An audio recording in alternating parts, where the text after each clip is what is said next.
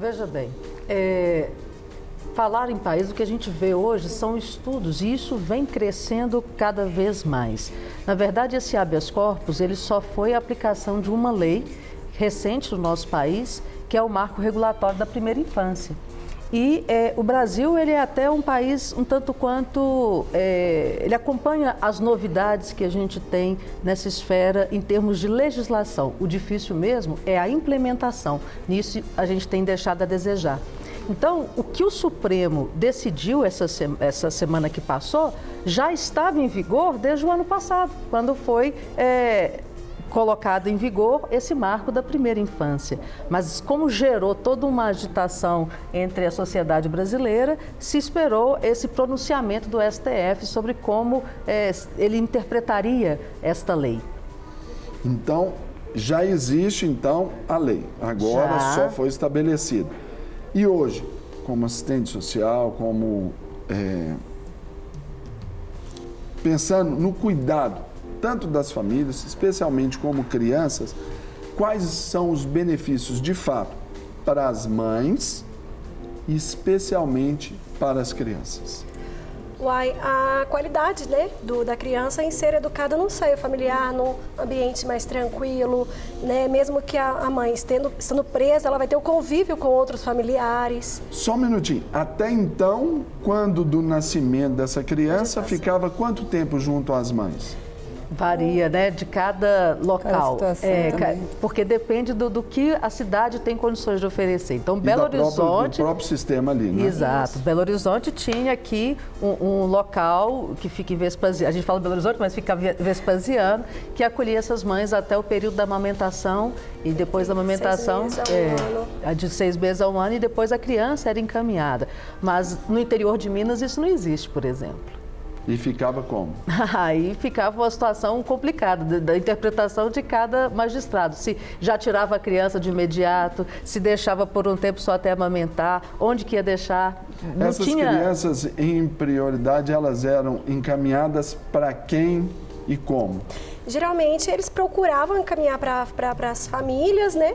Se não, eram encaminhados para o abrigo, se ela não pudesse ficar necessariamente no mesmo âmbito com a mãe, né?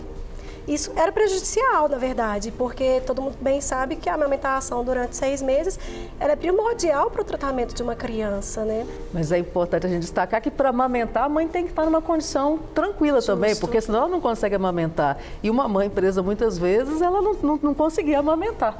Tem até a questão própria da saúde também da mãe.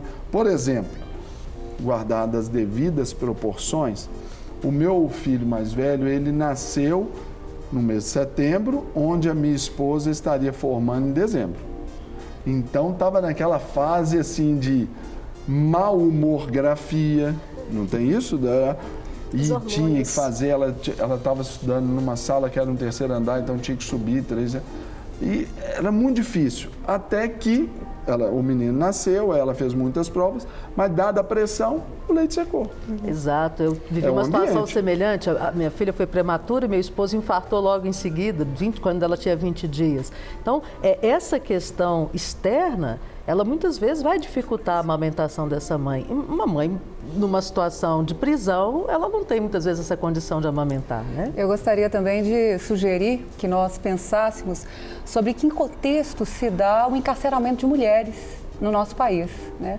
E o que significa vigiar e punir mulheres no Brasil, considerando o controle do corpo e da vida das mulheres que o Estado exerce, que a sociedade exerce.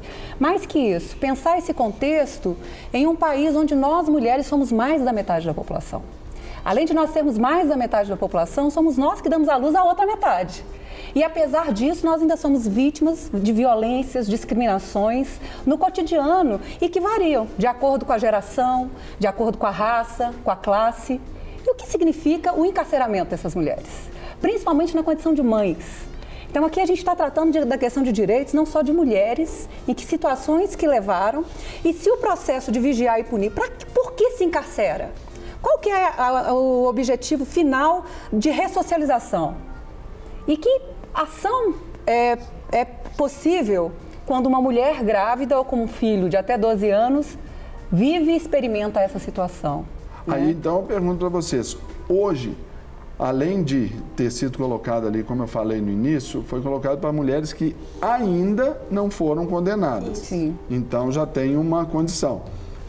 E qual tipo de, vamos dizer assim, situação que permite isso? Ou quais são os tipos de condenação ou de ações ali, o tipo de crime, delito que cometeram que não permitem que estas mulheres recebam tais benefícios? Olha que curioso, quando a gente fala em legislação, esse artigo ele tem uma redação que diz assim: o juiz poderá, conforme aquelas circunstâncias. Isso significa que para ele negar, ele teria que observar o que está na lei. E quais são as exigências legais? Mulher grávida, gravidez de alto risco, né? A mãe com filho até 12 anos, ou às vezes não é o filho, mas é um enteado e que depende dela, é uma criança com uma deficiência. Então, se ela tiver um sobrinho, que às vezes ela que cuida para a irmã e que depende dela. Um neto, muitas vezes. Então, se ela demonstrar tudo isso, ela se encaixa nesse perfil. E curiosa, essas são as limitações legais. Mas o Supremo agregou a isso uma história do tipo de crime cometido, que não está na lei. Então, o Supremo restringiu ainda mais o número de mulheres, porque ele falou que só poderiam ser as mulheres que não tivessem praticado crime violento. E essa não é uma restrição que está na lei. Então, isto, juridicamente, ainda vai provavelmente ser debatido, porque acabou que o Supremo restringiu a aplicação que a lei determinava. É claro que a gente não pode dizer, por exemplo... Isso poderia se tornar, aí, no meio jurídico, uma jurisprudência aí para alguns outros... vincular os juízes a decidir dessa forma. Esse poder para acrescentar o que a lei ainda não prevê. A lei não colocou. E por que a gente fala isso? É claro que uma mãe, por exemplo, que foi detida por maus tratos a uma criança, se você vai colocar... Não é lógico que nós coloquemos essa mãe de novo junto dessa criança. Com certeza. Agora, se essa mulher, por exemplo... isso acontece todos os dias com pessoas que não estão encarceradas. Exato. Né? Se uma criança está sofrendo maus tratos, o poder público vai lá, tem esse poder para ali... Intervir nessa situação. Tanto é que a gente tem aí os antigos abrigos, né? E aí é só a gente fazer essa distinção, porque a lei não fala, por exemplo, uma mãe que comete um homicídio, que é um crime grave, ela não está dizendo que a mulher que praticou um homicídio não pode ter esse benefício. E o Supremo disse que pode, que não vai poder. Então, ele está limitando. E mas isso aí vai ser depende discutido. também de qual foi a circunstância, por exemplo, desse homicídio. Mas isso, nesse primeiro momento, para discutir a liberdade, a gente não pode discutir essa circunstância. Porque o que a gente chama dessa liberdade é a liberdade para aguardar o julgamento. Esse julgamento pode demorar 1 ano, 2 anos, até a gente esclarecer os fatos.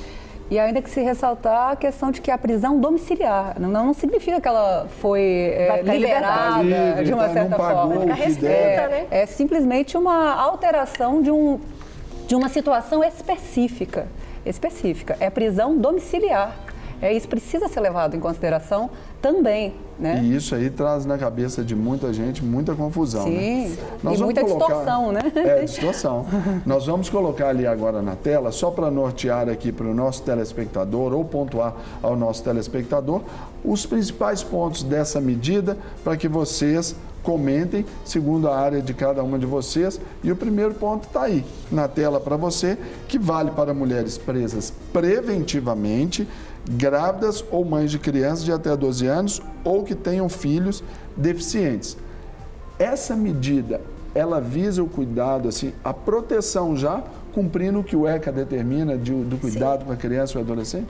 Sim, porque o ECA, na verdade, o pré-natal, ele subsidia todo o pré-natal, né? Todo mundo entende que o pré-natal é um benefício só para a mãe, mas também é para a criança que está sendo gerida ali, né? Então, essa questão dela poder viver em um ambiente tranquilo, né? A gente falava há pouco dos hormônios que a gestação ocorre na mulher, ela poder estar num ambiente familiar, num ambiente que não seja insalubre, né? Na situação de como que ela vai estar ali, de peculiar desenvolvimento da criança e adolescente também na gestação, né? No caso da criança, facilita, né? E isso também melhora a qualidade de vida daquela criança futura, em vários aspectos psicossociais, né? Digamos assim. Considerando esses aspectos psicossociais, o maior benefício para a criança é esse, porque estar ali naquele meio, vivendo, ele está pagando um crime o encarceramento de uma criança. Se hoje a Renata já fala, né, que muitas das vezes esses cárceres privados, né, dessas mulheres já não faz benefícios para a própria mulher, para a ressocialização, né? Justo, o que dirá para uma criança ali no meio que não tem nada a ver com aquela situação. Nós estávamos conversando anteriormente, pensando exatamente isso.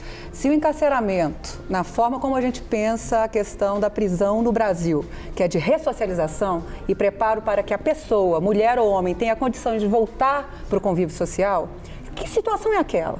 Que, na verdade, está muito distante de ressocialização. Para nós, mulheres, pensa o que é esse período de menstruar, e todos os problemas que as mulheres vivem dentro de um espaço de encarceramento. Agora, imagina isso com uma criança, grávida ou convivendo com uma criança. E mudando um pouco a ótica, a Constituição do nosso país, ela fala que a pena jamais pode passar a pessoa do acusado. Como que eu encarcero uma criança? Isso é inadmissível. Seria passar. A pena está passando da mãe, que seria a responsável. E essa desmistificação, porque as pessoas pensam que prisão domiciliar é benefício.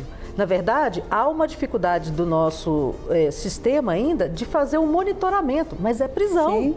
Ela tem limitações. Mas aí tem as limitações. Provavelmente, tornozeleira eletrônica, horários, locais, né, não pode... Todo monitoramento, né? E é cruel até mesmo pensar que, por exemplo, né, já tem estudos, tem reportagens que falam dessas crianças que ficam, vamos supor, então, aí vai para aquela prisão lá em Vespasiano, que é o local adequado, né? Fica a criança lá durante uns 6 meses a 1 ano com a mãe, e depois ela é retirada, né, daquilo ali. Aí ela ficava, brusco, ficava 24 horas com a mãe e no dia seguinte já não vai ver mais ela, Psicologicamente é uma castração, vamos dizer assim, quase... É um sentimento de abandono que aquela criança vai carregar sempre. Matando um ao outro ali. Isso. Não é só a castração de uma separação que deve haver naturalmente, mas não é essa ruptura tão abrupta nesse sentido.